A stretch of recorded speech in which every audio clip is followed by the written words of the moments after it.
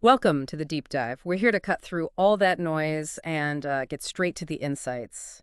If you're like me, you look at the news feed and it's overwhelming, right? A flood of headlines from everywhere. Feels impossible to keep up, let alone see how it all connects, but well, that's what we're here for. Today is July 17th, 2025. We've got this curated graphic, basically today's top 10 global news stories. And our mission really is to pull out the key nuggets, make some sense of it all. Exactly. And what's really fascinating, I think, is how these headlines, they seem so separate, don't they? You've got new rules in India, military drills near Taiwan, even shipping problems on the Rhine River in Europe. But they're actually deeply connected. They show these big underlying currents, economic, geopolitical, environmental, and they really do impact all of us wherever we are. So the idea is you walk away not just knowing what happened today, but Yeah. really getting why it matters and, what might happen next. Okay, so where do we start seeing these currents? Often it's in the subtle shifts in financial markets, sometimes not so subtle. Let's kick off with India. Some really eye-opening stuff happening there. We're seeing their market watchdog, SEBI, that's the Securities and Exchange Board of India. They're planning to extend the maturity of derivatives contracts. Now, why is that such a big deal? Well, get this. An astounding 91% of retail investors lost money. Lost money in short-term positions just last fiscal year, FY 2025. Okay. 91%. Yeah, that number is it's staggering, isn't it? It really shows the kind of systemic risk they're trying to get a handle on. Exactly. So SEBI's thinking is clear. Try and curb that really speculative trading. And this isn't just about, protecting individuals from losses, though that's part of it. It signals a bigger strategic shift, maybe, in how emerging markets like India are thinking about long-term stability versus short-term, well, churn. Could even set a precedent globally, maybe, for regulations aimed at shielding everyday investors. Absolutely. And these moves by SEBI, these domestic regulations, they don't exist in a bubble, right? They're tied directly to how the Indian rupee is doing on the world stage. And we have seen it edge weaker recently. It hit around 86.06 against the US dollar. Right. And it's not just India feeling that pressure, is it? I mean, that dollar strength is widespread. Exactly right. It's largely a knock-on effect. You've got a stronger dollar globally, plus this ongoing uncertainty about what the Federal Reserve is going to do next. Even though the latest U.S. PPI data, that's the Producer Price Index, it looks stable, that underlying strain from the Fed's shadow, it's hitting Asian currencies pretty hard. It's more than just pressure. It's a kind of a stark reminder of how dependent many economies are on the Fed's decisions. A subtle dependency, but definitely there. That makes a lot of sense. So if we look beyond India, what other currencies are sort of telling a similar story right now? Well, take South Africa's rand. It weakened by about 0.4%. Again, the U.S. dollar climbing. Yeah. Investors there are really watching the G20 finance talks in Durban very closely. And you're seeing South African bond yields creep up a bit. It feels like a cautious mood. Okay, a cautious mood there. What about elsewhere? Japan? Yeah, Japan's yen also weakened about 0.4% too. That seems tied to worries about a trade deadlock. Plus, they have upper house elections coming up.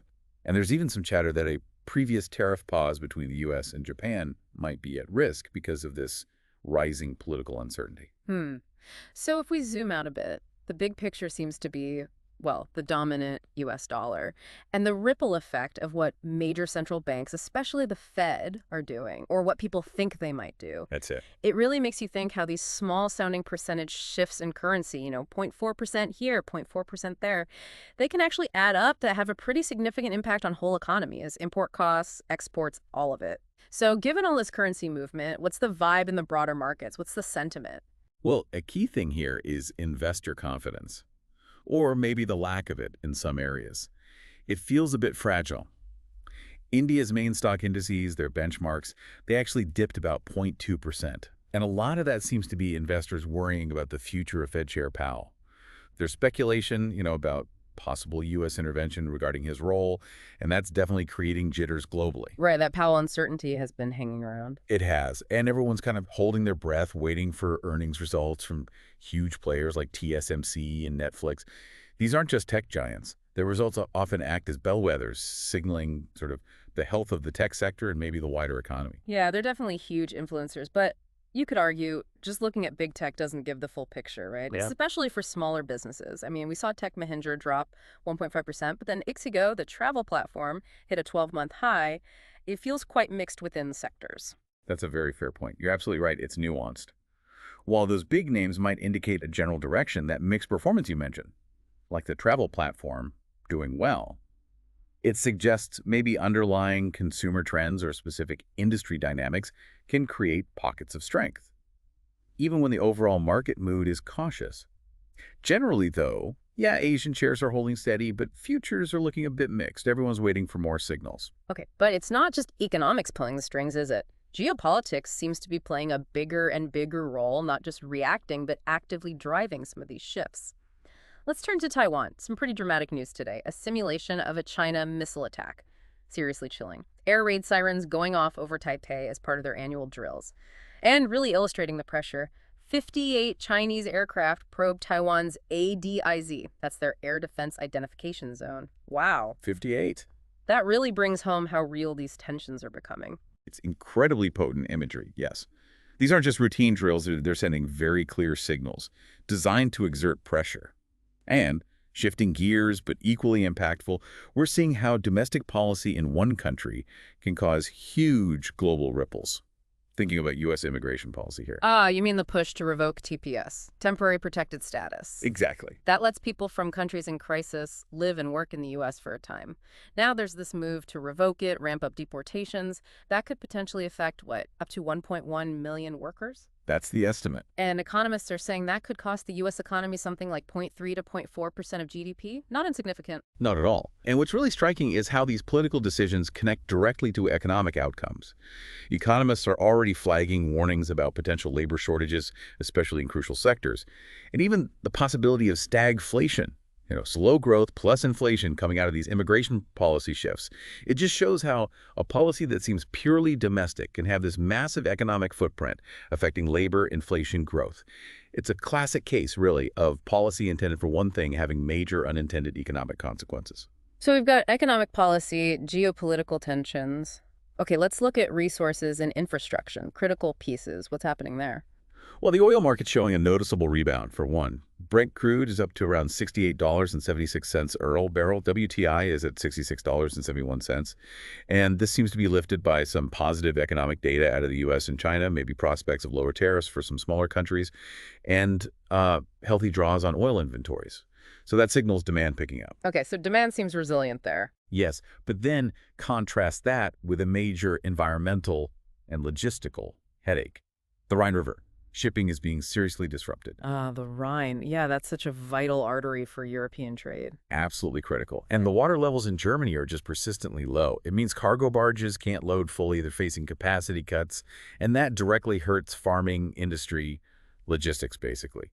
Even though they've had some rain recently, it hasn't been enough. If you step back, it just clearly illustrates how climate-related problems are hitting crucial supply chains directly. And the bigger picture, it highlights, maybe, a surprising fragility in global logistics, this complex dance between the environment, trade, and economic stability. It's a potent reminder that, not all economic shocks start in boardrooms or government buildings. Sometimes they start with a river running low. Wow.